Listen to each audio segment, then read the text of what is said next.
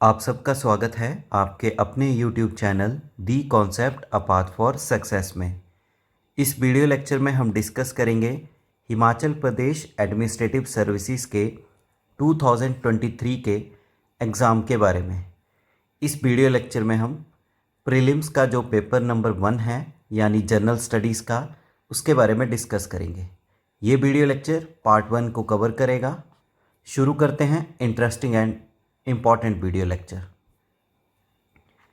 पहला प्रश्न है आपके पास, शिंकुला टनल जो है इनमें से किससे संबंधित है? A option Sikkim, B option Ladakh, C option Jammu Kashmir, D option Himachal Pradesh. So correct answer is Himachal Pradesh. D is the correct answer. Second question है आपके पास, digital India act 2023 will replace which of the following. ये जो डिजिटल इंडिया एक्ट 2023 है ये इनमें से किस आईटी एक्ट को रिप्लेस करेगा? A option IT act 2008, B option IT act 2020, C option IT act 2000, D option IT act 2011। So correct answer is ये रिप्लेस करेगा इंफॉर्मेशन टेक्नोलॉजी एक्ट 2000 को। C is the correct answer. अगला question है आपके पास, जीवक Chintamani was written by, इसको किसके द्वारा लिखा गया? A option Seethalai Sathanar, B option Tiruttakkatevar, C option Dandin, D option इनमें से कोई भी नहीं। Correct answer is Tiruttakkatevar. B is the correct answer. चौथा क्वेश्चन है आपके पास, बंगार एलुबियम सॉइल जो है इसे किस नाम से भी जाना जाता है? A option loess, B option kankar, C option vertisol, D option regur. तो बांगर जलोढ़ मिट्टी को जो जाना जाता है वो कंकर के नाम से भी जाना जाता है। B is the correct answer. Fifth question है आपके पास, झेलम नदी इनमें से कहाँ से निकलती है? ए ऑप्शन बुलर लेक से, बी ऑप्शन डल लेक से, सी ऑप्शन बेरीनाग से, डी ऑप्शन पोतवार प्लेट्यू से। So correct answer is Verinag spring, यहाँ से निकलती है झेलम नदी। C is the correct answer. Six question है आपके पास, किस संविधानिक संशोधन के अंतर्गत इकोनॉमिक वीकर सेक्शन को रिजर्वेशन प्रोवाइड की गई थी? A option 95th amendment act, B option 103rd amendment act, C option 104th amendment act, D option 105th amendment act. So correct answer is 103rd amendment act के अंतर्गत EWS category को reservation provide कराएगी 10% की। B is the correct answer. Next question है आपके पास, भारतीय संविधान के किस अनुच्छेद के अनुसार जो स्पीकर है वो अलाउ करता है लोकसभा के मेंबर को कि वो पार्लियामेंट में अपनी मदर लैंग्वेज में बोल सकता है? A option article 19 clause 1, B option article 343 clause 1, C option article 120 clause 1, D option article 210 clause 1। तो इसका करेक्ट आंसर है सी ऑप्शन, पार्लियामेंट के लिए इस आर्टिकल के अंतर्गत स्पीकर अलाउ करता है। C is the correct answer. आठवां क्वेश्चन है आपके पास, इनमें से कौन सा संगठन है जो रिलीज़ करता है एसडीजी इंडिया इंडेक्स को, जिसमें बेसिकली कॉम्प्रिहेंसिवली डॉक्यूमेंट है जिसमें प्रोग्रेस बताई गई है जो भी भारत के राज्य और यूटीज़ हैं उनके द्वारा जो 2030 के एसडीजी टारगेट्स हैं यानी सस्टेनेबल डेवलपमेंट गोल्स के टारगेट को अचीव करने के लिए। तो इस रिपोर्ट को रिलीज़ कौन करता है? A option RBI, B option NITI Aayog, C option NIPFP, D option SEBI. तो इसका करेक्ट आंसर है NITI Aayog. B is the correct answer. NITI Aayog जो बना है 1 जनवरी 2015 को और इसके चेयरमैन होते हैं, एक्स ऑफिसो चेयरमैन होते हैं देश का प्राइम मिनिस्टर। नाइन्थ क्वेश्चन है आपके पास, इसमें बढ़ते क्रम में इंडियन स्टेट्स को आपने एडजस्ट करना है पॉवर्टी के बेसिस पे, जो भी पॉवर्टी हेड काउंट रेशियो है PHR उसके बेसिस पे, और ये तैयार की गई है national multi dimensional poverty index में, और जिसको तैयार किया था नीति आयोग ने। तो इसके अंतर्गत, इस इंडेक्स के अंतर्गत जो है इंडियन स्टेट्स को इंक्रीजिंग ऑर्डर में बताना है पॉवर्टी हेडकाउंट रेशो में। तो इसमें सबसे ज़्यादा जो आपको पॉवर्टी दिखेगी वो दिखेगी बिहार में, उससे कम दिखेगी आपको यूपी में, फिर उससे कम दिखेगी आपको एमपी में, और उससे कम दिखेगी आपको राजस्थान में। तो यहाँ पे इंक्रीजिंग ऑर्डर में पूछा है तो फर्स्ट आएगा राजस्थान, फिर सेकंड आएगा एमपी, तीसरा आएगा यूपी, डी ऑप्शन आएगा Bihar. So A is the correct answer. 10th question है आपके इस पास, लिथोस्फीयर को किस नाम से भी जाना जाता है? A option abiotic component, B option biotic component, C option both A and B, D option neither A nor B. So इसका करेक्ट आंसर है, जो लिथोस्फीयर है इसको अबायोटिक कंपोनेंट के नाम से जाना जाता है। A is the correct answer. 11th question है आपके पास, पहली कॉम्प्रिहेंसिव पॉपुलेशन पॉलिसी को अनाउंस किया गया भारत की सरकार के द्वारा किस वर्ष? A option 16 April 1974, B option 16 April 1975, C option 16 April 1976, D option 16 April 1977। तो सबसे पहले कॉम्प्रिहेंसिव पॉपुलेशन पॉलिसी को जो अनाउंस किया गया था 16 अप्रैल 1976। C is the correct answer. 12th question है आपके पास, इंस्टीट्यूट ऑफ फॉरेस्ट बायोडाइवर्सिटी ये कहाँ पे लोकेटेड है? A option Dehradun, B option Allahabad, C option Hyderabad, D option Shimla. So correct answer is, ये इंस्टीट्यूट मिलेगा आपको हैदराबाद में। C is the correct answer. 13th question है, the greatest world wide use of water is, सबसे ज़्यादा पानी जो अत्यधिक दुनिया भर में उपयोग किया जाता है किस चीज़ के लिए? ए ऑप्शन इरिगेशन के लिए, बी ऑप्शन इंडस्ट्री के लिए, सी ऑप्शन ह्यूमन कंजम्पशन के लिए, D option washing and flushing toilets. तो इसका सही आंसर है, विश्व में सबसे ज़्यादा पानी का उपयोग किया जाता है इरिगेशन के लिए, सिंचाई के लिए। A is the correct answer. 14 question है आपके पास, इनमें से कौन सा एक बायोटिक कंपोनेंट है? A option soil, B option air, C option animal, D option water. So correct answer is animal. Animal एक जैविक घटक है। C is the correct answer. 15th question है आपके पास, जो अंतर्राष्ट्रीय दिवस होता है वन का, यानी इंटरनेशनल डे ऑफ फॉरेस्ट, 2023 के लिए इसकी थीम क्या है? A option forest and energy, B option forest and health, C option forest and sustainable production, D option forest and biodiversity. इसका करेक्ट आंसर है, इसकी एग्जैक्ट थीम थी 2023 में forest and health. B is the correct answer. 16 question है आपके पास, जो Africa के temperate grasslands हैं उन्हें किस नाम से जाना जाता है? A option steppe, B option belts, C option downs, D option pampas. तो अफ्रीका में जो टेम्परेट ग्रासलैंड है उन्हें बोलते हैं belts. B is the correct answer. ये आपको मिलेंगे साउथ अफ्रीका में। स्टेपे की बात करें तो ये मिलेगा आपको रशिया में, डाउन्स मिलेंगे आपको ऑस्ट्रेलिया में, और पंपास मिलेंगे आपको अर्जेंटीना में। So correct answer is belt. 17 question है आपके पास, Himalayan hill state regional council जो कि 1946 में बनी थी, इसके पहले अध्यक्ष कौन थे? A option Shivanand Ramaul, B option Pandit Padmadev, C option Swami Purnanand, D option Shyam Singh Negi. तो correct answer is Swami Purnanand. C is the correct answer. 18 question है आपके पास, डोडरा कवार विद्रोह जो है किसकी नेतृत्व में हुआ था? A option Shobharam, B option Rana Hardev Singh, C option Ran Bahadur Singh, D option इनमें से कोई भी नहीं। Correct answer is Ran Bahadur Singh. C is the correct answer. Dodra Kwar मिलेगा आपको शिमला का ट्राइबल एरिया। 19 क्वेश्चन है आपके पास, हिमाचल प्रदेश का मुख्यमंत्री सबसे अधिक बार कौन सा बना है? A option Y S. Parmar ji, B option Virbhadra Singh, C option Shanta Kumar, D option Ramlal Thakur. तो हिमाचल के सबसे अधिक बार मुख्यमंत्री बने हैं Virbhadra Singh. B is the correct answer. 20th question है, बिनोइंग का अर्थ क्या है? ए ऑप्शन ग्रेन को स्टॉक से अलग करना, बी ऑप्शन। कंपोनेंट को मिक्सचर से अलग करना, C option. Large side impurity को अलग करना, डी ऑप्शन। लिक्विड में से वाटर को अलग करना, वाटर वेपर को अलग करना। तो इसका करेक्ट आंसर है विनोइंग जो होता है, जिसमें बेसिकली क्या होता है, जो कंपोनेंट्स होते हैं उनको मिक्सचर से अलग किया जाता है। B is the correct answer. 41st question है आपके पास।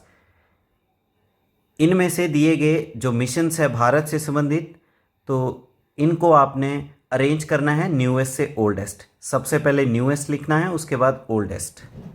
तो जो सबसे पहला मिशन शुरू हुआ है इनमें से वो है कावेरी मिशन।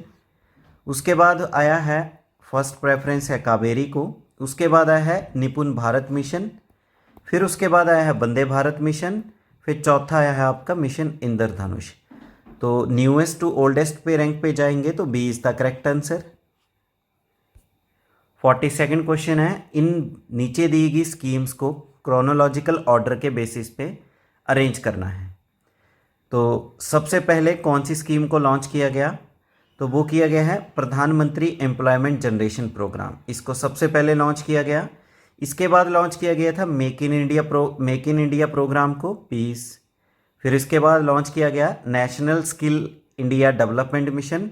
और उसके बाद आया है स्टार्टअप इंडिया, चौथा। सो correct answer is a is the correct option. 43rd है, ब्रिटिश वाइसरॉयस को क्रोनोलॉजिकल ऑर्डर में अरेंज करना है कि सबसे पहले कौन था, उसके बाद कौन आया, उसके बाद कौन आया। तो इन सब में सबसे पहला आया है लॉर्ड एल्गिन, ये फर्स्ट प्रेफरेंस पे आएगा। उसके बाद आया सर जॉन लॉरेंस। उसके बाद आया है नॉर्थ बुक और फिर आया है लॉर्ड लैंसडॉन है। तो इसका करेक्ट आंसर आएगा A is the correct option. 44th question है, जो मेवाड़ के मेडिएवल रूलर्स थे यानी मध्यकालीन समय में, उनके क्रोनोलॉजिकल ऑर्डर में अरेंज करना है। तो इनमें सबसे पहला रूलर है हामिर, ये सबसे पहला है। उसके बाद आया था राणा लखा। फिर आया है उसके बाद राणा मोक्कल। फिर लास्ट में आया है राणा कुंभा। तो इसका correct answer is C. 45th question है, इंडिया में दी गई कोल फील्ड हैं, इनको अरेंज करना है आपने नॉर्थ टू साउथ। जो नॉर्थ वाली है उनको पहले लिखना है और जो उसके साउथ की टुवर्ड्स उन्हें आपने अरेंज करना है। तो सबसे पहले जो कोल फील्ड मिलेगी वो है कालाकोट। उसके बाद आएगी आपकी पलाना। फिर उसके बाद आएगा आपका उमारसर और लास्ट में है आपकी नेवेली। तो correct answer is C. 46th question है, जो इंडिया में रिवर बेसिन्स हैं, सबसे कम से लेके सबसे अधिक एरिया के हिसाब से उसको अरेंज करना है। तो सबसे कम एरिया रिवर बेसिन का जो है वो मिलेगा आपको पेनार नदी का, तो ये पहले पे आएगा। उसके बाद मिलेगा आपको तापी का। उसके बाद मिलेगा आपको कावेरी का और इनमें सबसे ज़्यादा है नर्मदा का। So A is the correct answer. 47 question है, भारतीय संविधान के 110 अनुच्छेद के अनुसार मनी बिल से संबंधित कौन सा कथन जो है वो सही है। तो इसमें पहला कथन बोला गया है कि जितना भी एक्सपेंडिचर है प्राइम मिनिस्टर का, all the expenditure made by prime minister, money bill में वही आता है जो प्रधानमंत्री खर्चा करता है। बी ऑप्शन है imposition, evolution, remission, alteration and regulation of any tax, ये आता है मनी बिल में। तीसरा है जो अप्रोप्रिएशन है मनी की वो कंसोलिडेटेड फंड ऑफ से निकलती है, यानी मनी बिल का जो पैसा निकाला जाता है वो कंसोलिडेटेड फंड से। और चौथा है जो कस्टडी है कंसोलिडेटेड फंड और कॉन्टीजेंसी फंड ऑफ इंडिया की, और जो पेमेंट है पैसे की वो इसी फंड से निकाली जाती है इन्हीं बिल के थ्रू। तो इनमें से करेक्ट स्टेटमेंट जो है वो ये गलत है कि प्रधानमंत्री का सारा खर्चा यहीं से आता है। तो सेकंड स्टेटमेंट करेक्ट है, थर्ड करेक्ट है, फोर्थ करेक्ट है। So A is the correct answer. 48 question है, इन स्टेटमेंट्स को क्रोनोलॉजिकल ऑर्डर में अरेंज करना है। तो इसमें जो सबसे पहले आएगी वो आएगी ब्लंडलैंड रिपोर्ट, जो रिपोर्ट का नाम है अवर कॉमन फ्यूचर, जिसमें बेसिकली जोर दिया गया है इकोनॉमिक डेवलपमेंट में, इन्वायरमेंटल प्रोटेक्शन में और सोशल जस्टिस और इंक्लूजन में। तो फर्स्ट प्रेफरेंस आएगी इसको। फिर उसके बाद आएगा मिलेनियम समिट, इसको सेकंड प्रेफरेंस आएगी। फिर उसके बाद आएगा आपका रियो +20 समिट, इसको थर्ड प्रेफरेंस। फिर चौथे नंबर पे आएगा आपको COP24।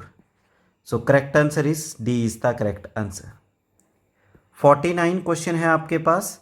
इन स्कीम्स को क्रोनोलॉजिकल ऑर्डर में जब इम्प्लीमेंट किया गया था उस क्रोनोलॉजिकल ऑर्डर में अरेंज करना है। तो इनमें जो सबसे पहले स्कीम आई है वो आई है प्रधानमंत्री उज्ज्वला योजना, ये पहले पे आई है। उसके बाद आई है आयुष्मान भारत, जिसमें प्रधानमंत्री जन आरोग्य योजना, 5 लाख फैमिली के जो हेल्थ से रिलेटेड है उसका खर्चा सरकार उठाएगी। फिर नेक्स्ट आई है प्रधानमंत्री गति शक्ति योजना, जो बेसिकली आपकी इंफ्रास्ट्रक्चर डेवलपमेंट से रिलेटेड है। सॉरी, ये आपकी आई है प्रधानमंत्री गरीब कल्याण योजना, ये तीसरे पे आई है। फिर गति वाली आई है आपके चौथे पे। So B is the correct answer.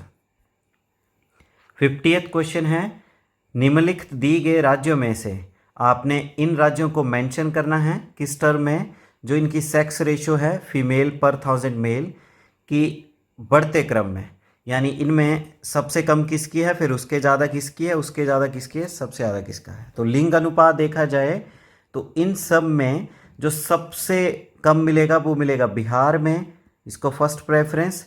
उससे ज़्यादा मिलेगी यूपी में, फिर उससे ज़्यादा मिलेगा आपको पंजाब में, फिर लास्ट में मिलेगा हरियाणा में। तो B is the correct answer. 51st question है, नीचे दिए गए एक्ट्स और पॉलिसीज़ को आपने अरेंज करना है असेंडिंग ऑर्डर में, जब जब इनको लॉन्च किया गया है उसके हिसाब से। तो सबसे पहला आता है water prevention and control pollution act, जिसको 1974 में लॉन्च किया गया। फिर आता है वाटर सेस एक्ट, इसको 1978 में लॉन्च किया गया। फिर उसके आता है air pollution and prevention control act 1980 में। फिर national water policy 1980 plus 80s की सेंचुरी में। तो इसके अकॉर्डिंग जो आएगा आपका वो आएगा, correct option is a. 52nd question है, इन कन्वेंशंस को क्रोनोलॉजिकल ऑर्डर में सेट करना है। तो इसमें जो सबसे पहले कन्वेंशन साइन हुई थी वो हुई थी बेटलैंड 1972, रामसार बेटलाइन। उसके बाद हुई थी कन्वेंशन एंडेंजर्ड स्पीसीज के रिलेटेड, जिसको साइट्स के नाम से जाना जाता है। फिर उसके बाद बायोलॉजिकल डाइवर्सिटी से रिलेटेड हुई है, और लास्ट में हुई है कॉम्बैट डेजर्टिफिकेशन, चौथी। तो इसका correct answer is C, C is the correct answer. 53rd question है आपको कि नीचे दिए गए राज्य को आपने अरेंज करना है हाईएस्ट से लोएस्ट में, वो भी किस बेसिस पे, परसेंटेज ऑफ टोटल एरिया, जो इनका कुल क्षेत्र है फल है उसमें परसेंटेज के हिसाब से। तो जो सबसे ज़्यादा परसेंटेज एरिया मिलेगा वो मिलेगा आपको किसमें, मिज़ोरम में, ये फर्स्ट प्रेफरेंस है। दूसरे पे आएगा मेघालय, तीसरे पे आएगा मणिपुर, चौथा आएगा Nagaland. So C is the correct answer. 54th question है आपके पास, इन एनिमल प्रोडक्ट्स को आपने हाईएस्ट टू लोवेस्ट की रेंज में रखना है, जिसमें बेसिकली परसेंटेज है प्रोटीन की, यानी सबसे ज़्यादा प्रोटीन से लेके सबसे कम प्रोटीन किस में है। तो सबसे ज़्यादा प्रोटीन मिलेगी आपको मीट में, फर्स्ट प्रेफरेंस।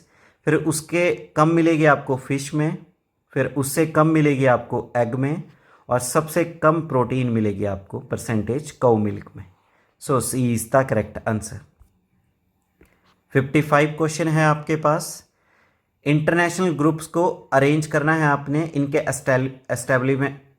एस्टैब्लिशमेंट ऑर्डर के अनुसार।